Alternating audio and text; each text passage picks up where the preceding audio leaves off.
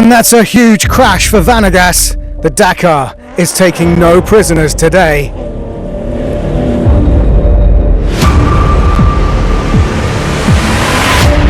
There is just no stopping Kamar's 170 Dakar stage wins and a clean sweep so far in 2022.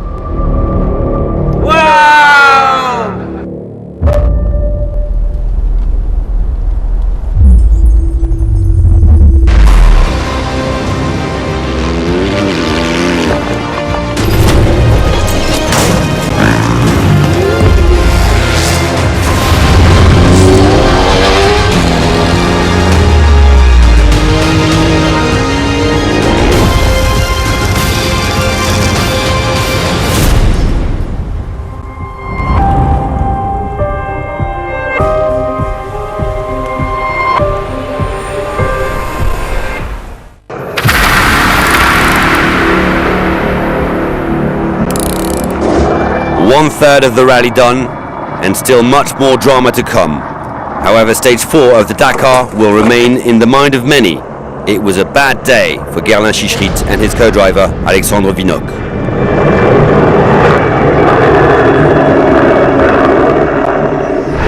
There's nothing too serious. We know that the car is solid.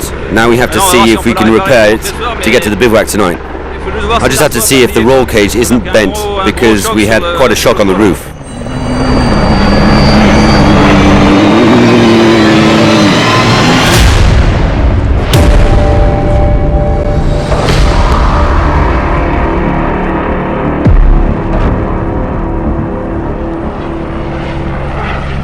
I took more risks than usually, and that's what happens. That's the way it is. It isn't the first, and it won't be the last.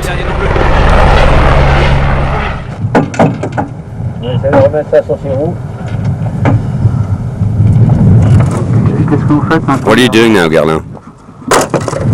We're going to try to repair. Is the truck far behind?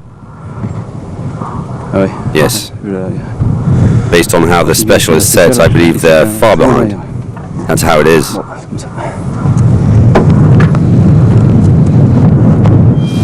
And that wasn't the only story of the day. In the soft sand of Saudi Arabia, the top of a dune is a real trap.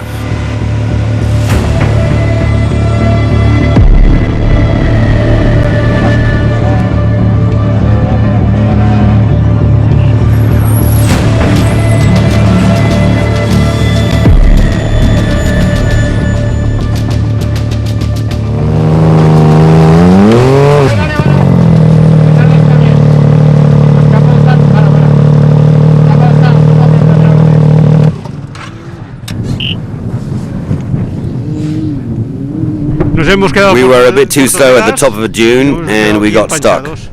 Now we have to get rid of all the sand under the car and try to get out. It's the first time that we do the Dakar, so we aren't used to this type of problem, but that's the Dakar.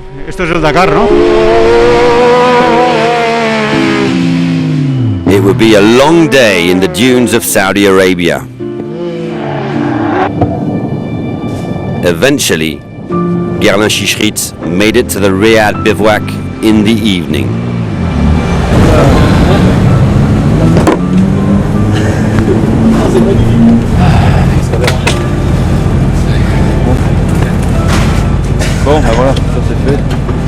That's done. I hadn't had a roll for 7 or 8 years. I was so tired of losing 10 seconds every kilometer in the sand that I pushed. What can I say? We decided to redesign the aerodynamics. It looks more like a Mad Max car. It's cooler. More seriously, we had been doing big jumps on a dozen dunes, and on one of them, it didn't go as well. That's the way it is. We tried, we will try again, if we can repair. Gotta go now.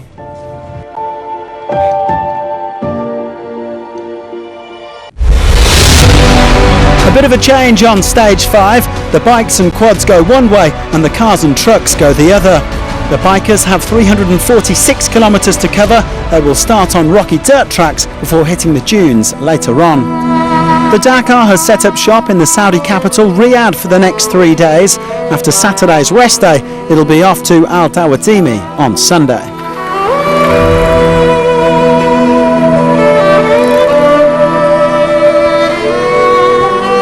Still a bit of a chill in the air as the bikers prepared to get underway this morning, but the weather conditions are gradually becoming milder and drier. Bradley Cox is making his Dakar debut this year in the Rally 2 class. He is the son of Alfie Cox, who has done the rally 13 times, finishing on the podium in 1999 and 2002.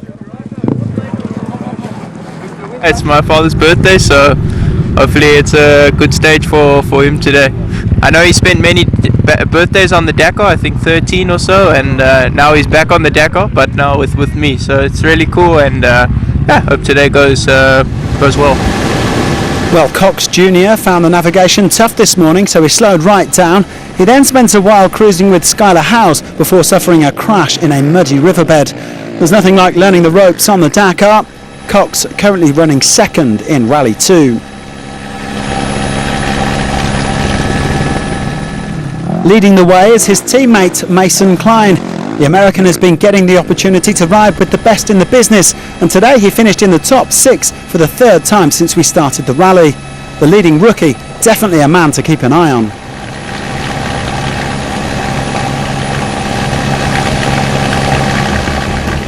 Another thing you had to keep your eye on today was the road book, because the navigation wasn't easy at all in the first part of the stage.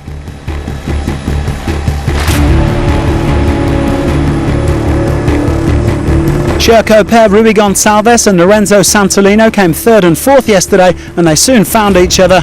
Both riders happy with the bike, and they say they're feeling better and better. After refuelling, they were joined by Luciano Benavides, who said that he also had fun. Not everyone's smiling at the end of the day though. Daniel Sanders and Joan Barreda were both set to run into trouble, and they weren't to be the only ones.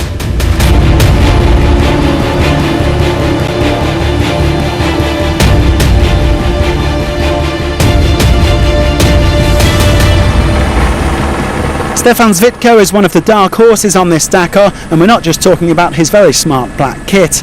The ever-consistent Slovakian is still inside the top 10 overall, even if he dropped around 10 minutes today. And Martin Mitchek is a little bit further back in 20th, but he enjoyed pushing in the dunes today with Zvitko and Nacho Cornejo on what he described as a classic Dakar stage. Ricky Brabeck said it was more like an enduro special with the quick corners and quick navigation. The American felt a little bit off the pace early doors, but he really kicked on after refuelling, and he came 4th on the day. The 2020 winner still nearly 50 minutes back in the overall standings. For Cornejo, this was the best stage of the rally so far. He's finally getting his speed and his focus dialed in on the Honda CRF 450. Last year showed us how talented the Chilean is, but of course everybody makes mistakes. Currently 15th overall, he is now keen to climb the standings.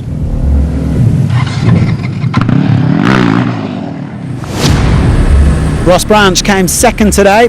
His best moment of the day? Well, absolutely everything that happened between the start and the finish.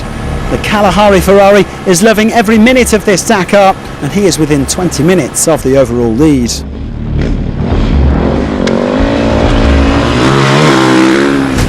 And how about this for a story? The first ever Dakar stage victory for a former MotoGP rider. Take a bow, Danilo Petrucci. The Italian had quite the adventure early on. He had to swerve to avoid a camel, and he ended up crashing into the camel grass. You don't have to deal with that sort of thing at Laguna Seca or Misano. Petrucci still recovering to take a historic win on his KTM.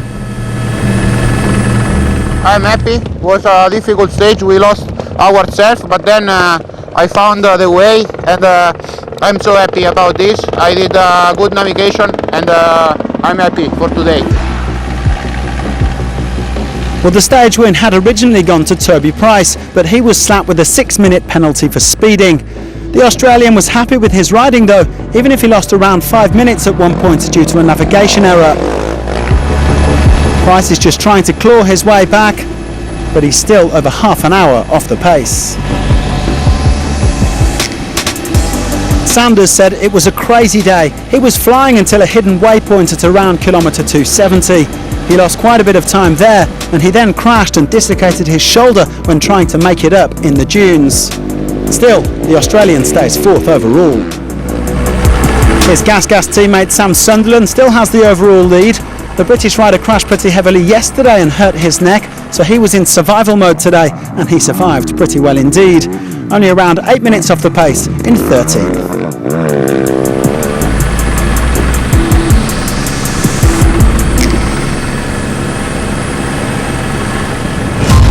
For a couple of riders though, it looks like game over.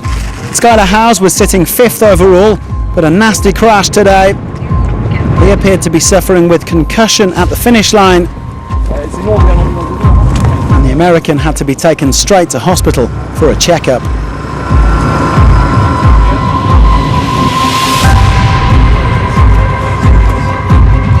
Bad news too for Joan Pereira, whose rally looks to be over for Honda.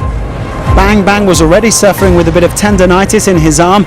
He injured his collarbone in today's stage, and it looks very unlikely that he will be able to soldier on tomorrow.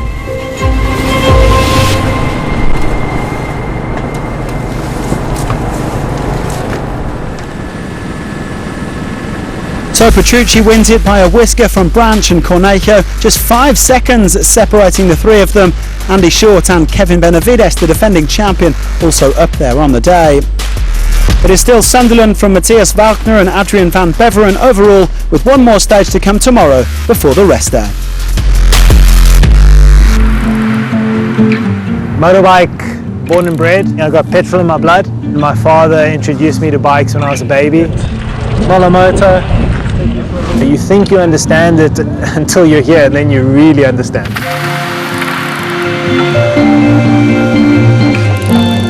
Good to be at Dakar. When I was young, I just wanted to ride my bike.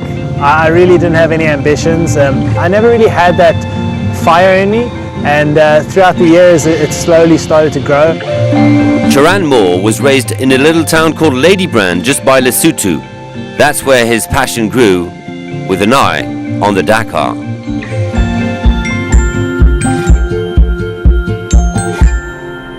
We used to follow Dakar religiously.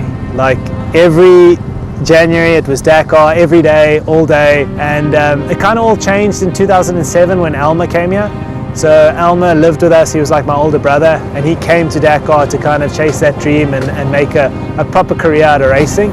And unfortunately he lost his life in 2007, and since then it kind of put a dampener on the whole event for us. We kind of lost that fire for it. 14 years later, Moore is on the Dakar in original by Motul. Malamoto is, to me, the essence of what Dakar is. You know, you don't get this type of feeling if you're in a camper van or if you've got a mechanic looking after your bike. I mean, people are tired and you get that full experience of what Dakar is, what Rally Raid is, and what, the people went through in the beginning. It's intimidating to be here and have this whole show on and to see the magnitude of what it is. That, for one, is massively intimidating. Then secondly, the lack of sleep, but in the same breath, so worth it. You see, the cars, it's 5 to 8. Okay. You guys have a good day? Yeah. Better, but he was. I want to make it home after Dakar. I'm not here to risk everything to make a name for myself or to impress anyone. I've got a plan for the future, and if I come back in a year or two, it's to go fast and really push the limit. It's super emotional actually being here and being a part of something, because it was his dream to make it in rally racing, and I feel like part of him is doing this through me, and I just want to do him proud, the family proud, and everyone that knew him proud, and that's another goal, I suppose.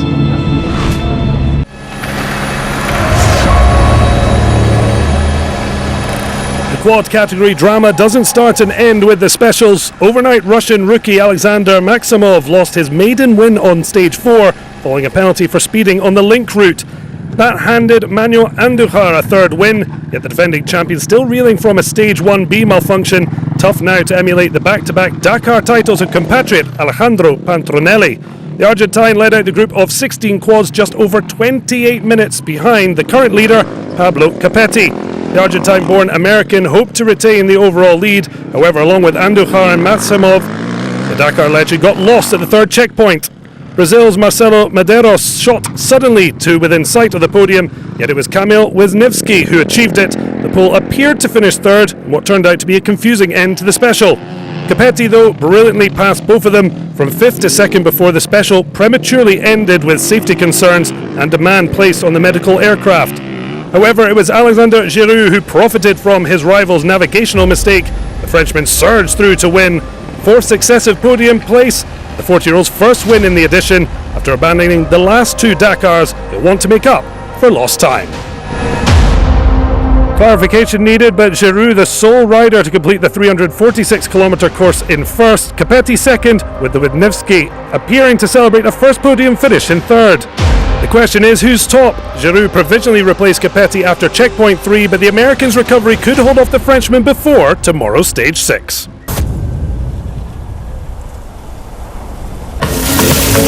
The Riyadh Season Festival, a unique blend